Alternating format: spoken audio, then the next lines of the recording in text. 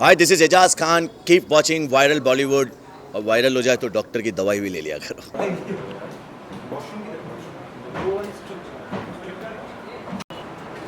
Sir right में।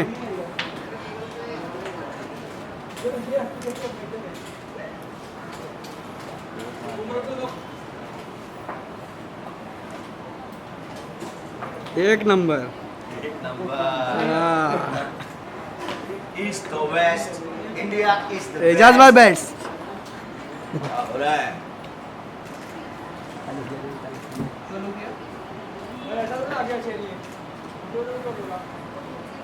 आ गया।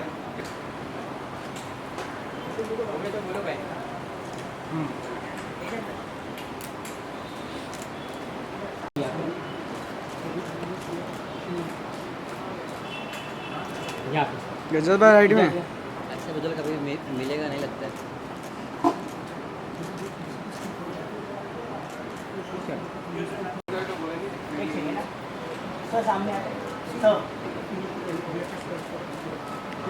इधर से सामने आपके राइट, आपके राइट, आपके थोड़ा सा राइट,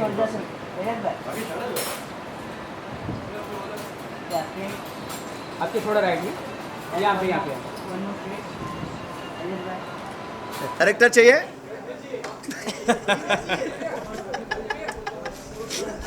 लड़की चाहिए। बेटा इसको थोड़ा ऐसा घुमा, इसको ऐसा घुमा ना भाई नूर। हाँ हाँ, और घुमा नूर, बस। मेरे भाई थोड़ा रुक जा, पसीना आएगा तो बोल भी नहीं पाऊंगा ठीक से। जो तेरे को चाहिए वो मिलेगा नहीं।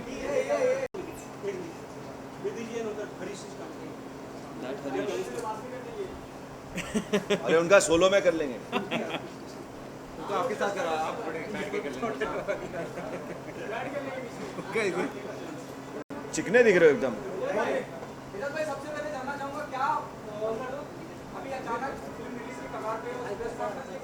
बेटा बंद मत कर, उसको ऐसा घुमा के। एक मिनट भाई, जरा जरा। हाँ, स्विंग रोक दे उसका, ये साइड। क्या तू तो बंद ही कर दिया रे भाई। ये तो वही बात हुई, पाकिस्तान को जरा चांस दिया नहीं कि उन लोग। तू तो कुछ मत कर, तू जा, हट जा, हट। बस रोक दे इधर, बस इसको रोक दे इधर। भाई मीडिया और आ रही है, जरा रुक जाओ यार, इतने लालची ना बनो। भाई मैं खुद ही मेरे सर पे गिर रहा हूँ भाई।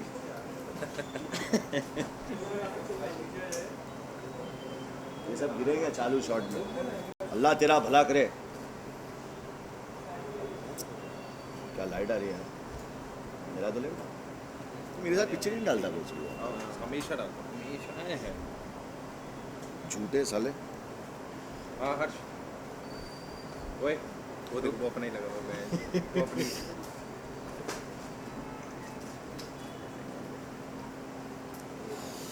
बाल बाल बाल।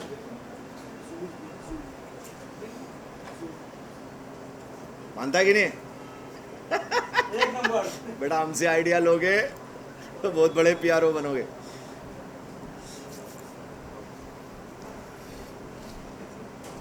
सर मीडिया प्रोड्यूसर का वेट नहीं करती, भड़क जाएगी।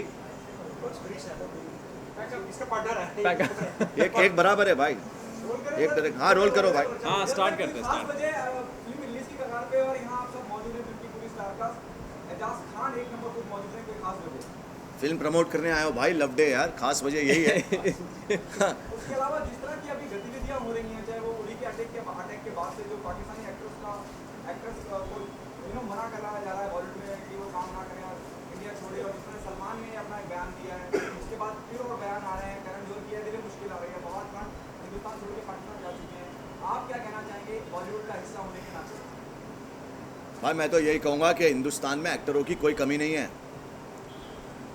आपको पता है कि अमेरिका और रशिया का प्रॉब्लम हुआ था, उन लोग ने उनके साथ ओलंपिक भी नहीं खेला था। ओलंपिक जब खेलते थे तो उन लोग ने बोला हम ये कंट्री के साथ नहीं खेलेंगे, ये कंट्री ने हमारा बहुत नुकसान किया है। अभी मुझे तो नहीं लगता कि पाकिस्तान से, मेरे को सिविलियन से कोई प्रॉब्लम नहीं है, लेकिन वहाँ के जितने टेररिस्ट हैं उनको वहाँ पनाह मिल जाती है, जितने गुनहगार हैं उनको वहाँ पनाह मिल जाती है। हमारे हिंदुस्तान में आपने कभी सुना है कि हिंदुस्तान से कोई आदमी जाके पाकिस्तान में बॉम्ब ब्लास्ट किया है? पाकिस्तान वालों ने पाकिस्तान में किया है, बलूचिस्तान को लूट लिया, उसको ये किया। हमारे यहाँ पे कभी हिंदुस्तानी कभी कोई जाके वहाँ पे कुछ नहीं किया। तो यार हमारे यहाँ एक्टरों की कमी नहीं है, हमारे यहाँ टैलेंट की कमी नहीं है। भाई एजेंट भी हो सकते हैं कोई एक्टर, नहीं हो सकते क्या? कुछ भी हो सकता है यार। हमारे यहाँ पे टैलेंट है, यहाँ से टैलेंट को इस्तेमाल करो ना। आप क्यों वहाँ पे चाटने जा रहे हो यार? तो आप करण जौहर पर से कुछ कहना चाहेंगे specifically? You know Karan Johar है मुश्किल लेके आ रहे हैं फवाद खान को लेकर, और सलमान ने भी ये बयान दिया कि अगर वो एक्टर हैं तो हिंदुस्तान की सरकार उन्हें वीजा क्यों नहीं देती? ये तो यार सरकार का भी प्रॉब्लम है। सलमान भाई सही बोले कि जो वीज़ा मिलेगा तो आदमी अंदर आएगा, आप वीज़ा देना बंद करेंगे तो आदमी नहीं आएगा। उनकी बात तो सही है ना। वीज़ा क्यों देते हैं? मोदी जी भी खुद जाते हैं नवाज शरीफ के पास यार, उसको पता नहीं क्या दावत देने जा रहे हैं। अरे कैसे होगा सम्मेलन जो 70 साल से नहीं हुआ, कैसे होगा भाई? मोदी जी को नहीं जाना चाहिए। मोदी जी गए थे, अभी किडनैप हो जाते, पता नहीं हमको क्या क्या करना पड़ता। क्यों गए थे पाकिस्तान? करण जौहर की फिल्म मुश्किल के बारे में क्या कहना चाहेंगे, जिसमें कि खिलाफत चल रही है हिंदुस्तान में, कोई भी सब उस फिल्म की खिलाफत कर रहे हैं क्योंकि पाकिस्तानी एक्टर फिल्म का हिस्सा है। आप क्या कहना चाहेंगे? क्या हिंदुस्तान में फवाद खान जैसे क्या बल्कि उससे बेहतरीन एक्टर है, करण जौहर को क्या कहना चाहिए? यार मैं करण जौहर को क्या बोलूँ यार। अल्लाह उसको नेक हिदायत दे, अल्लाह उसको सही समझ दे। मैं दुआ करूँगा करण जौहर के लिए कि अल्लाह उसको सही रास्ते पे ले आए। अरे लव डे के बारे में तो बात कर यार, ये लव डे की फिल्म है। तू है दिल है मुश्किल, करण जौहर और सलमान खान, मेरे भाई मेरा इनसे क्या लेना देना यार? कौन है भाई? सलमान भाई को मैं मानता हूँ, अपने भाई है, मैं प्यार करता हूँ उनसे। अभी उनकी ज़िंदगी है, वो जो भी स्टेटमेंट देंगे वो उनकी लाइफ है यार। मैं कौन होता हूँ उनको कोई सलाह देने वाला? मैं तो सिर्फ दुआ कर सकता हूँ उनके लिए। लव डे की अगर मैं बात करूं, क्या ये रात जिस तरह से आप तीन दोस्तों को दिखाया है, कहीं ना कहीं नो 3 इडियट्स की भी याद आती है कि तीन दोस्त एक इंजीनियरिंग कॉलेज में मिलते हैं और उनका एक दोस्ती का सफर शुरू होता है।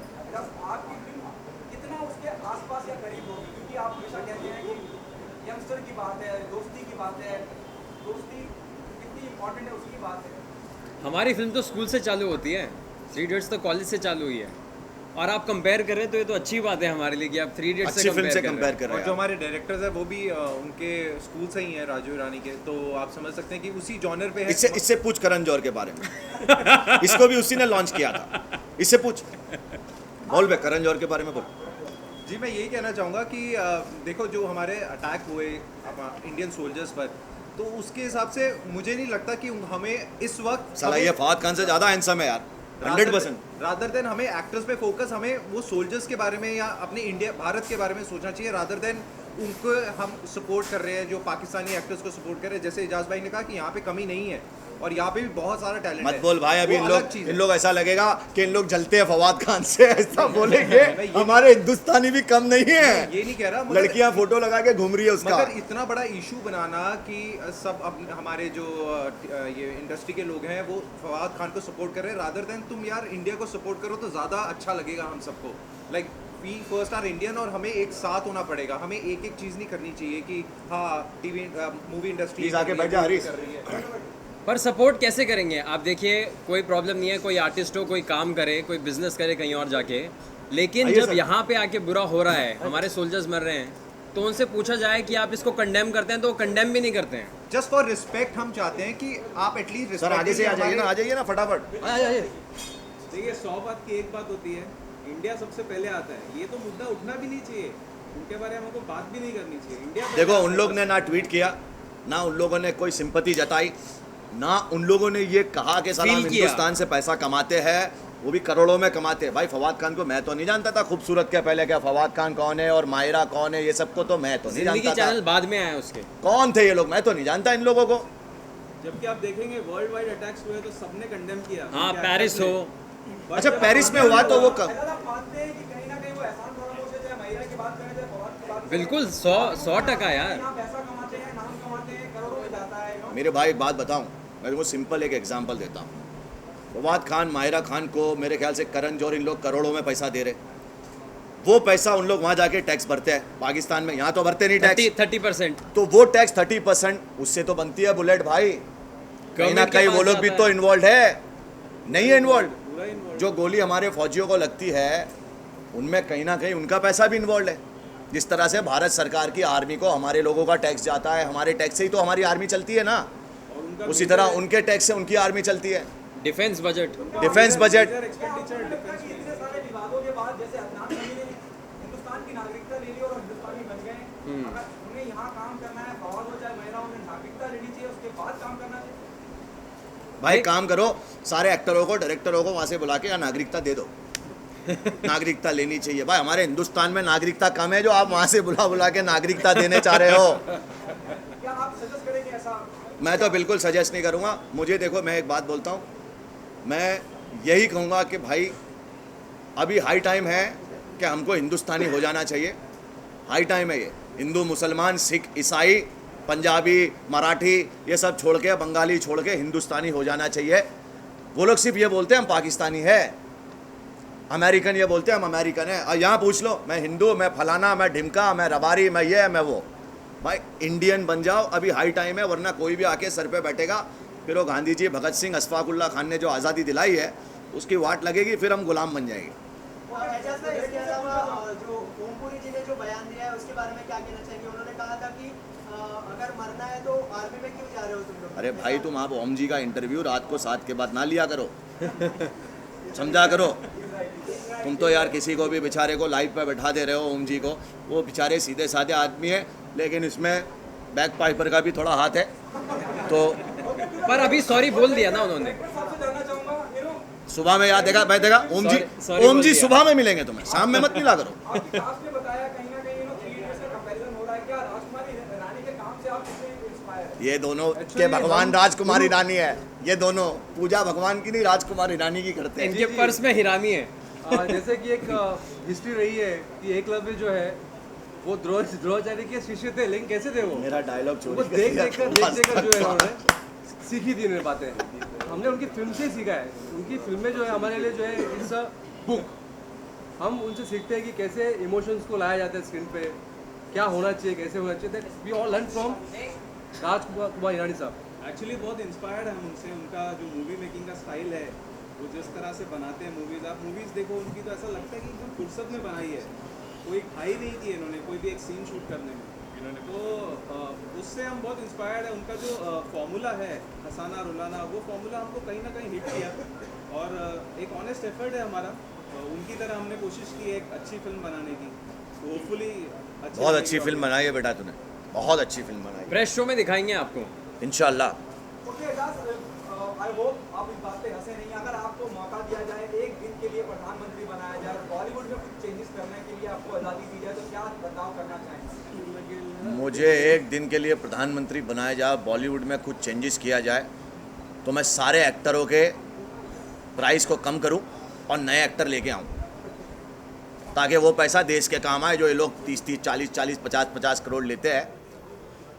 समझे कि नहीं समझे? सबसे पहले ये चेंज लेके आऊं और हर नए आदमी को काम दूं। ये तो क्या है, हमारे हिंदुस्तान को एक ही चीज़ थोप थोप के दी जा रही है। बेचारे हिंदुस्तानी करेंगे क्या भाई? भाई 40-40, 50-50 साल से एक ही आदमी चल रहा है, वो दूसरे को आने भी नहीं दे रहा है। हम अब देखते हुए बोला अरे इसको रोको, अरे इसको। आप देखे सलमान खान, रोहित शेट्टी, प्रभुदेवा, एकता कपूर, ये सारे मुझे अंदर बिग बॉस में और खतरों के खिलाड़ी में वादा किए हुए हैं। बहुत टैलेंटेड है, एक नंबर है, ये है, लेकिन काम फवाद खान को देंगे, सपोर्ट फवाद खान को करेंगे, हमको नहीं करेंगे सर। ओके, हो सकता है मैं अपना सवाल फिर से रिपीट कर रहा हूँ। थ्री इडियट्स कहीं ना कहीं मुझे तीन दोस्तों कहानी, तो क्या एजाज आमिर खान निभाते नजर आएंगे फिल्म में? भाई दोस्तों मैं की तो मोंटी निभा रहा हूँ। आमिर खान, आप आमिर खान का रोल बहुत अच्छा था, मेरा भी रोल बहुत अच्छा है, ये दोनों का रोल बहुत ही खराब है। जिस तरह माधवन और शर्मन जोशी नहीं। पर देखिए तीन दोस्तों पे तो Ejaz complete, Ejaz please complete ना, एजाज भाई प्लीज कंप्लीट। यार भाई बताओ, मेरा रोल कहीं ना कहीं वैसा ही रिलेटेड, क्योंकि दोनों भक्त भी है राजकुमार ईरानी के, तो कुछ प्लॉट वैसा नहीं है, बहुत अलग प्लॉट है। पर हाँ, मैं एक बिगड़ा हुआ दोस्त हूँ जिसके वजह से इन दोनों के लवड़े लग जाते हैं और ज़िंदगी इनकी इतनी बुरी हो जाती है कि मतलब मैं बता नहीं सकता। लेकिन क्लाइमैक्स में पता चलेगा कि दोस्त हो तो मोंटी जैसा हो, वरना हो ही नहीं। और 3 दोस्तों पे ज़िंदगी ना मिलेगी दोबारा भी है, दिल चाहता है भी है, तो ऐसा नहीं है कि सिर्फ 3 इडियट्स को हमने कॉपी पेस्ट कर दिया है, तो स्टोरी हमारी पूरी अलग है। और आपको बहुत ही नई स्टोरी देखने को मिलेगी, ये आपने पहले नहीं देखी होगी, ये मेरा दावा है, ऐसी स्टोरी है। मेकअप में जानना चाहूंगा, बीच में एजाज साहब ने एक बयान दिया था, उसके बाद वो भाई इसको चालू करो यार प्लीज यार। सेंसर को लेकर कितनी परेशानियां हुई हैं, प्रोड्यूसर जानना चाहूंगा सर आपसे, जो प्रोड्यूसर भाई ये पंखे कौन बंद कर दिया यार दोनों? सेंसर को लेकर सेंसर का जहाँ तक सवाल भाई है, थोड़ा यार पसीना आ जाएगा, क्या चालू करना है यार? तूने बंद कराया क्या? अरे मेरा भाई ये सब लोग तो ले रहे थे यार, अभी ले लेना भाई, मेहरबानी करके चालू कर यार कि एक वीक या प्लीज चालू कर दे इसको। मैक्सिमम कितनी देर तक है?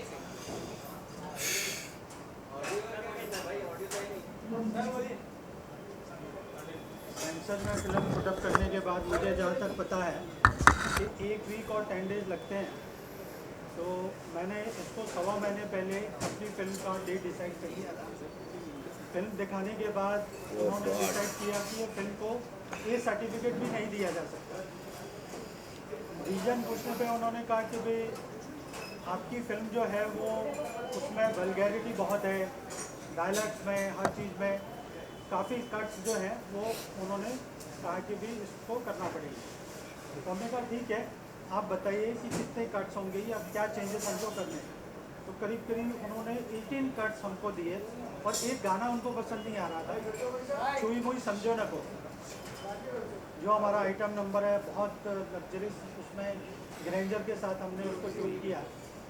तो फिर उसके बाद हमको लगा कि हमको सेंसर बोर्ड कॉपरेट नहीं कर रहा है, हमको मतलब रिवाइज कमेटी के साथ मूव करना चाहिए। रिवाइज कमेटी के को हमने रिक्वेस्ट किया, जो फॉर्मेलिटी है वो की, और उसके बाद रिवाइज कमेटी ने भाई हाँ यार थैंक यू भाई। excuse दिया कि अभी हमारे पास बहुत सारे जो है वो फिल्म देखने के लिए है, 15-20 दिन तो हमारे पास टाइम नहीं है। अब 15-20 दिन वेट करने के बाद, रिक्वेस्ट करने के बाद, बार बार कॉल करने के बाद और रिक्वेस्ट करने के बाद उन्होंने 15-20 दिन बाद फिल्म देखी और 18 कट्स को एज इट इज़ उन्होंने ये कर दिया कि सर जो सेंसर बोर्ड का डिसीजन है वही हमारा डिसीजन है। अब मेरे पास कोई चारा नहीं था, मैंने वो 9 तारीख की डेट भी जाने दी, जिसकी वजह से मुझे काफ़ी लॉस हुआ, क्योंकि मैं मीडिया में ऑलरेडी अपनी जो प्रोमो चला रहा था, टेलीविज़न पे मीडिया नेट की डील कर चुका था, पब्लिसिटी मेरी पूरी ऑलमोस्ट हो चुकी थी, मैं उसको डिलीवर कर चुका था। उसके बाद क्या हुआ, ट्रिब्यूनल में गए, ट्रिब्यूनल में जाने के बाद उन्होंने वहाँ पे हमको बताया कि जो चीफ जस्टिस हैं S.K. महाजन, जो कि बेसिकली ये लुक आफ्टर करते हैं, 1 मैन शो हैं, वैसे कहने के लिए तो 4 मेंबर हैं वहाँ पे, पूनम ढिल्लो और 3 लोग और हैं। जो एक कमेटी इस फिल्म को देखती है तो वो असमर्थ है, क्योंकि S.K. महाजन जो हैं वो इस समय हॉस्पिटलाइज हैं और शायद हो सकता है कि आपकी फिल्म को 1 से 1.5 महीना लग जाए। मैंने करीब 1 महीना तक वेट किया।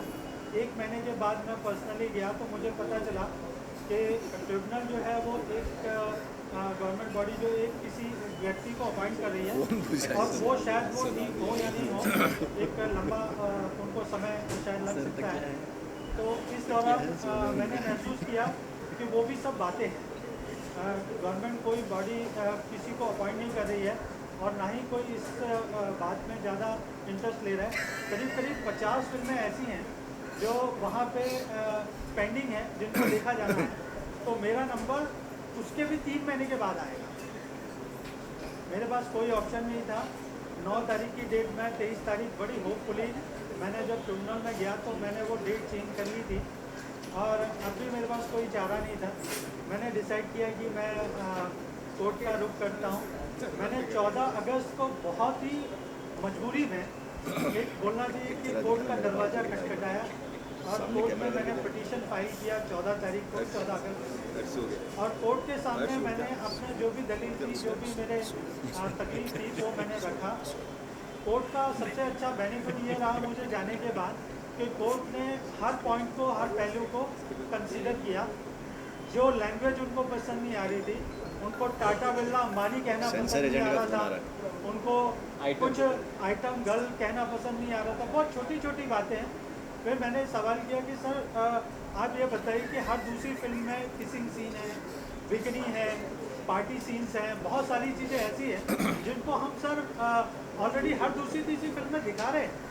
तो उनका कहना था कि सर वो मीडिया जा रही है सर। हाँ है जी।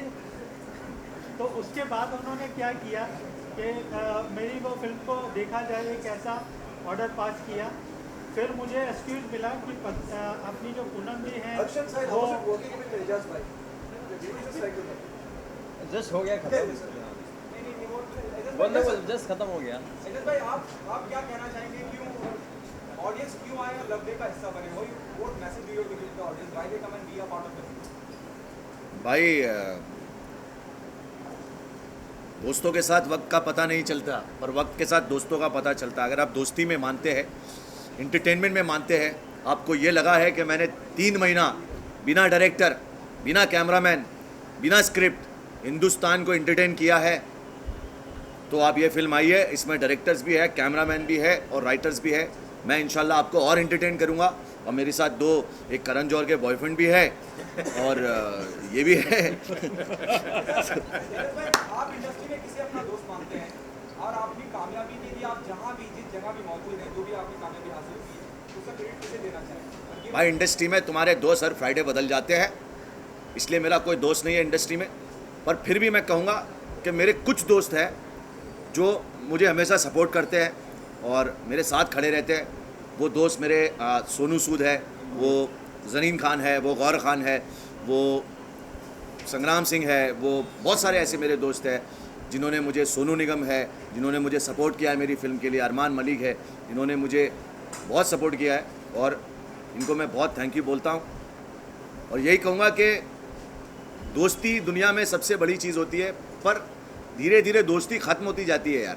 मतलब अगर आपकी फ़िल्म आ रही है और आपको अपने दोस्तों की ज़रूरत है तो 500 में से आपको 5 ही दोस्त सपोर्ट करते हैं। 500 कर दे तो आपका बहुत भला हो सकता है। सलमान भाई भी अगर मुझे एक वीडियो भेज दे, ट्वीट कर दे, मतलब वो काले कुत्ते के लिए ट्वीट कर देते हैं, मेरे लिए नहीं किया यार। मतलब मेरे लिए बनता है यार, सलमान भाई का ट्वीट भी बनता है और मेरे लिए जिस तरह फवाद खान के लिए वो आवाज़ उठाए, उस तरह मेरे लिए भी आवाज़ उठा के ये बोल दे कि भाई मेरा भाई एजाज खान मेरे शो में आया था, 7 में भी आया था, 8 में भी आया था, मैंने इसको बोला ये टैलेंटेड है, मैंने इसको बोला ये 1 नंबर है, मैंने ये बोला एंटरटेनमेंट का किंग है। मैंने नहीं, उन्होंने खुद बोला है। और अब जब मेरी पिक्चर आ रही है तो वो फवाद खान पे लगे हुए हैं। भाई मेरे भाई सलमान भाई, अपन यहाँ पे है ना भाई, आरी रोड पे ही रह रहा हूँ, एजाज खान यार, इतनी दूर जाके सपोर्ट करने से अच्छा यही कर दो यार भाई। Thank you guys, thank you यार।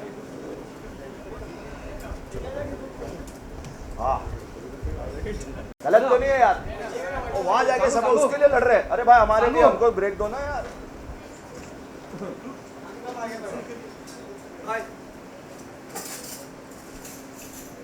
आजकल खच्चरों पे ज्यादा भरोसा किया जा रहा है, घोड़ों से ज्यादा खच्चरों पे भरोसा। मैंने इधर